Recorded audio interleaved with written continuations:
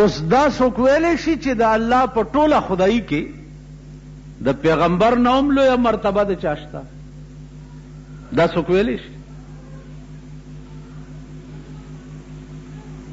نو د خپل کلام رسولو د پاره به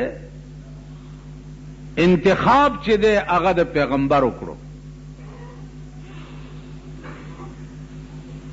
او بیا د پیغمبر د پویولو د پاره انتخاب چې دی الله د یو داسې ملائکی کړی دی چې هغه ملائکی ته جبریل علیہ السلام وایي. جبریل هغه ملائکه ده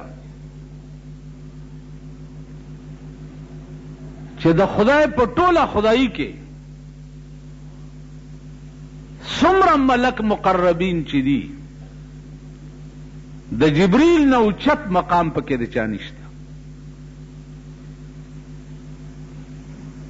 نو د هغه پیغمبر پویولو د پاره به بیا الله انتخاب د جبریل علیہ السلام وکړ.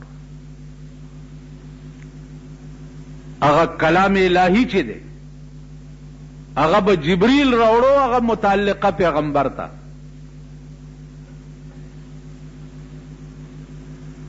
نو جبریل به دې ملا کړو د الله په مراد باندې، پوی به کړو چې د الله د دې لفظ دا مطلب دی او ته به دې قوم ته داسې وې.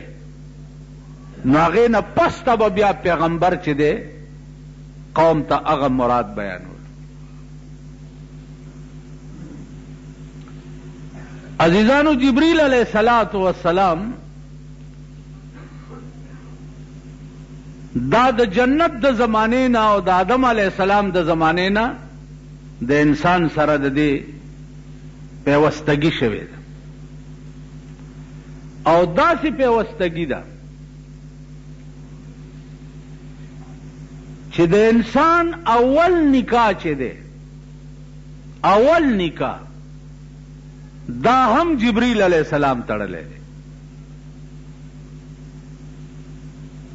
مقام دومره اوچت. بی بی حوا چې په جنت کې پیدا کړه او بیا اراده د دې وشوه چې د بی بی حوا او د آدم علیہ السلام نکاح وشي، نو د دې دواړو نکاح چې دی هغه هم جبریل علیہ السلام تړلی. او سوال د مہرو، د بی بی حوا مہر کې څه شی ورکړي؟ نو دغه وخت کې آدم علیہ السلام سره وڅه چې د دې په مہر کې ورکړی وي. یا الله زه مہر څه ورکم؟ الله ورته وی آدمه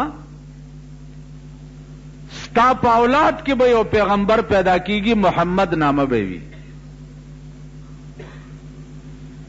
داغه په روح باندې 10 کرته درود شریف وایا او هغه د دې بی بی حوا په مہر کې ورک.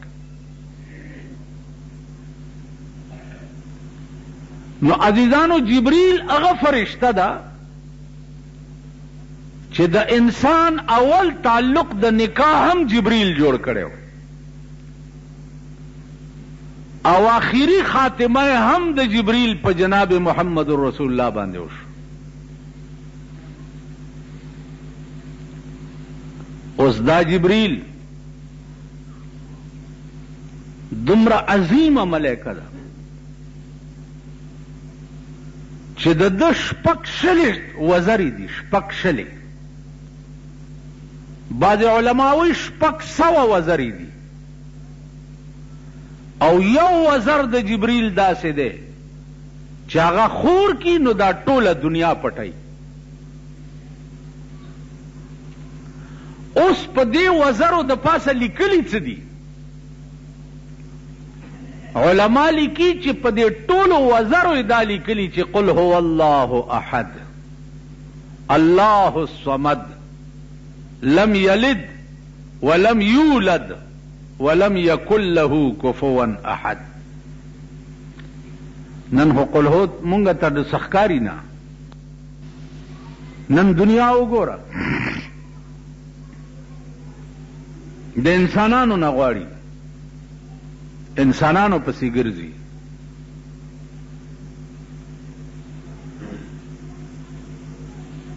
نو الله پریخي دي چې ټیک ده چې هر کله تاسو د انسان نه غواړئ او زم پریخی ما نو زه وګورم چې دا انسان ستا حاجت روا شي یا دا انسان ستا ضروریات پوره کړي. نن تاسو وګورئ ټول ملک در په در او خاورې په سر په انسانانو پسې ګرځي او د الله په مقابله کې حاجت روا چې دی هغه انسان ګڼي او بیا انسان له هغه الفاظ وایي هغه القاب ورکوي پناه په خدای.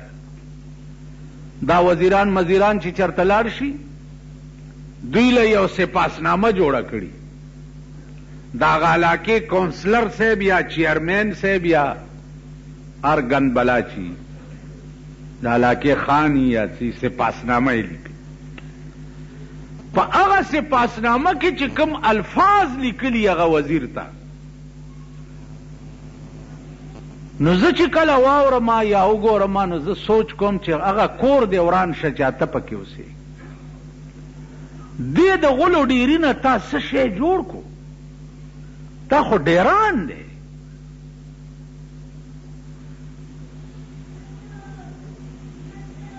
عزت مآب دا ځمکه د دې قابله نه وه چې ستا قدمونه ورته راغله او دا قوم په تا فخر کوي دا قوم داسې اوس هغه ناستي لکه پیشوګې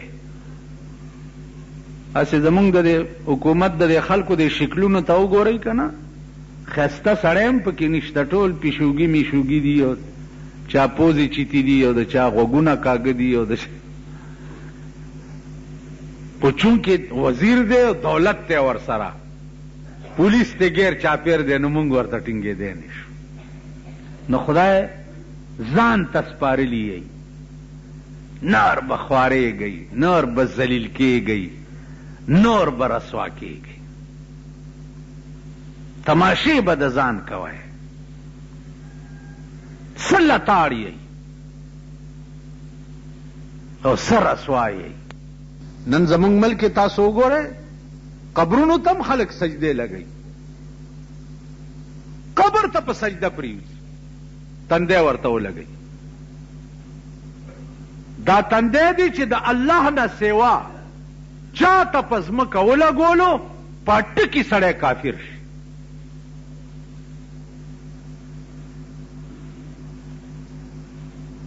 په ټکي دیو جنا دې خبرو کې به ډېر احتیاط کوئ سوچ به کوئ. کله کله تاسو د چا لاسونه سپوئ د یو بزرګ سړي یا د نیک سړي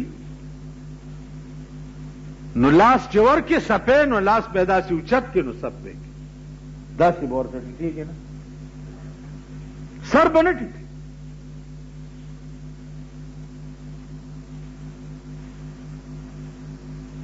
د سبحانه دا تقاضا نو ایاک نعبد خاص تعالی را عبادت کو اے اللہ دا عبادت قابل بل څوک نشته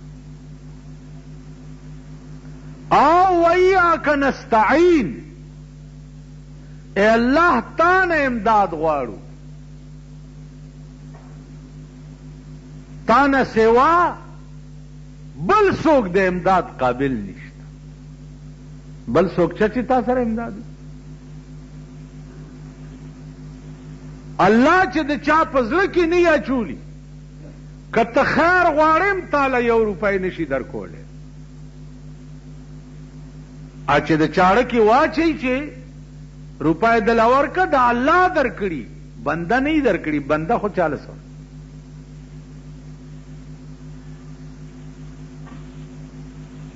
نو امداد به همیشه د الله نه غواړي سوا د الله نه بل څوک د امداد غوښتو قابل نشته چې الله در سره وي ټول کائنات در سره دی چې الله در سره نه وي هیڅ در سره نشته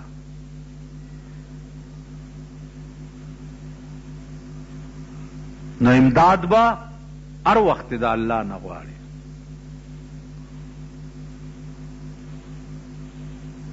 ا د غلو عقیده به نه ساتئ چې د شپې زیارت ته ورشي او بابا غلې پسې زما ښه غلاف او جنډه به درته راوړم که کامیاب شو. چې د شپې غلا کې کامیاب شي سهار جنډه او غلاف را روان کړي په قبر یې وغواړي. اوس دا بیل باس دی چې په قبرونو باندې غلافونه غوړولو جنډې او درولو وغیره وغیره چیرډې پې پورې تړلو بعضې قبر چې وګورې دا ښځې ورغلې نو د دنیا چیرډې ورپورې تړي د دنیا چیرډې دا څه کیا خورې وی مراد مې دلته زمونږ 5 پیران تیر شوي زیارتونه دي هغې له چې ورشي پاسونې د جاروګانو ډکې دا ښځې ورځي او جارو یو سیسی به ورلړی چې د چا جارو خطا نورې ښځې مبارکۍ ورکړي چې مبارک شه مراد دې پوره شو جارو دې ونخطا. خدای خبر چې دا ښځو زړه کې څه مراد دي ځکه چې زمونږ د وطن د ښځو مراد نه پوره کېږي. اسمان ته ورسېدې خو لا همغسې مراد په زړه کې شته. دی چې خپلو کې کینی وایي خورې مونږ ته په پاکستان کې څه حق نه دی ملو نور څه حق غواړئ مونږ نه خو اجړاګان جوړ کړه دلګان هم رانه جوړ کړه خنزیران هم رانه جوړ کړه زه په کور کې ناست یم ته په روډونو باندې چکرې وهې مونږ نه نور څه غواړئ مونږ نه دې ښځو څه جوړ د مالدارو ښځې وګورئ مالدارو نه څه جوړ کړه او د غریبانو وګورئ غریبانو کور د میردین جماعت شه دوی ورته ډیټسن او سوزکې وکړي او دوپړی مار ورسره کښېني داسې په بالا ماڼۍ تېروي او دوپړی ورته غږېږي او ښځې سرک ته هم ګوري او دغه دغه کوي دغه دغه کوي دا د غریبانو زن طلاقو ښځې نو نور څه غواړئ ملک ټول اړی ګړی شو خو ښځو ته لا حق نه دی میلاو. اوس پوه نه یم چې نور لا څه پاتې دي ویم چې چېرته پټه غوندې تپوس مې ترې وکړی دی ښځو نه خو ما سره یې لګي هم نه چې زما نوم اوري او د تورې بلا نوم اوري چې دې ته غلي غوندې ویم چې نور څه حق پاتې دی چې زه یې درته را پیدا کړم. سړی خو به هغه و چې ښځې به یې نوم واورېدو یا د سړي هوا به یې ولیده په سړو به ښځه پټېده. اوس دا کټی په لاره روانئ ته به تې په سړو پټې داسې در باندې در سورېږي لاړه هغه حیا هغه پرده په ټانګه کې په بورکه کې به ښځې روانې ویم ټانګې نه به یې غیر چاپېر پردې تړلې سرمایهدارو موټرونه به وو موټر کې به پردې جوړې کړې وې چې په بورکه کې هم زما ښځه چېرته څوک ونه ګوري. د معتبرو دا حالو د غریبانو دا حال هغه حیا او هغه شرم هغه هر څه اوس دغې ته پاتې یو چې دا تاسو څه ګورئ لګئ او دا چې څه ګورئ دا زمونږ د اعمالو وجه ده. که تاسو په دې ملک اقتدار د هغه چا راولئ چې د چا ښځه پرده کوي ښځه پرده کوي ته به وګورئ چې د هغه نه به بیا بې پردې ښځې څنګه وګرځي. نن خو تاسو اقتدار د هغه چا په ملک راولئ چې د چا ښځه شاملات دي او لورې شاملات دي که نه ګرځئ هغې پسې ګیرو والا دلته یو دی ګیري والا ما پسې بدلې مونځ تم راتلو خو هغه راسې مې بیا نه دی لیدلی ها مې لیدلی ښځې ډیټسن کې کېنولې وې پولینګ سټیشن ته یې بوت خو چې زه یې ولیدم داسې بوک شو په ډیټسن هغه راسې زما مخې ته نه دی راغلی دا 2 کاله 3 وشو ګیره یې م وه دا ګیرو والا نو زما عزیزانو هر څه چې دي دا زمونږ د لاسه دي. دا ملک بے حیا زمونږ د لاسه شو، دا ملک بے غیرته زمونږ د لاسه شو، دا مونږ شرمېدلی ملک زمونږ د لاسه شو. څه چې دي زمونږ د لاسه دي، اوس زمونږ د عملونو سزا مونږ ته ملاوي. تاسو روزانه ګورئ د خان خو یو وختي چې ضرورتي کوسیلا بیٹک له دی راشي او ضرورت پوره کی او بیا درنځي. ٹھیک ده؟ ته خو مغه منګه کې ګویا پس سوړه بکنی او خاورې به در باندې شیندلې کېږي او مغه منګه کوره. کله به گاڑی کې کیلې ګرځي او کله به مالټې ګرځي او کله به چابړې لګولې او کله به دې صحیح صاحب پولیس به دې ونیسي. یو ګورئ چې نازلم مونږ څه وکړو؟ زه څه وکړم؟ زکه نه کومه ورځ چې ګډېدې ما خو لیدلی وې په ګډه هغې پسې ګرځ. نو عرض مې دا و چې په دې ملک نظام چرته خدای راولي د هغه خلقو چې چا کې خپله حیا وي او د چا په کور کې حیا وي. الله اسپتال ته که ورشي، که تاڼو له ورشي، که کچرو له ورشي، الله سره نیولی قوم دی، سر رسوا او ذلیل یې په دې درې ځایونو کې. لیدلی هم دی خپل ذلت. لویه لاره به دې روانه کړي صاحب، 15 کسان به پکې ناست دي او ته به ډرایور ناست، میا د ټریفک سپی 3 نیمې چې ټاکای لاس درد شر شپېلې غوږی چې شپېلې غوږی تا نړه بوټو سي په چوک کې دو راوړه کاغذونه، کاغذ به داسې داسې ته به سم فرعون متیاز ولا بچاته لاره نه ودرې او چا دې ودره رو بس کاغذونه حلدار سي خدای ده پخپور پرچا را باندې ما ورک او د خدای خاطر و د فرعون بچیا تا سره خو چا خبره نه شو کولای دا دومره ګیدړ در نه ولی جوړ شو. لیدل دې خپل ذلت. هغه وخت کې ستا پښتو غیرت چرته لاړ شي، تا سره خو په کلی کې څوک خبره نشي کولای، څوک خبره در سره کوي ډاس پکې. اوس یو سپی ګوټي رونی وي صاحب حلدار سے خدای دې پات کله پخپو ورته فریوزي کله زم نه نه دا چرته کې دي قانون دې لاس کې واغست پرې دم دې چرته. نو صاحب د نه د ټیزونو واری او نه د پسکو واری او پښتو مختو دې هر څه د سنبای نه وځي. لیدلم دې هغه ټیم کې خپل ذلت بیا دې چې تاڼې ته راولي او اولاد کې دې واچي او در سره جوخته د غلو ټټۍ وي، هغه ذلت خپل لیدلی دی. بیا دې چې کچرو ته چالان کی، هغه ذلت خپل لیدلی دی چې هلته په ځمکه د سپي غوندې ناست دی.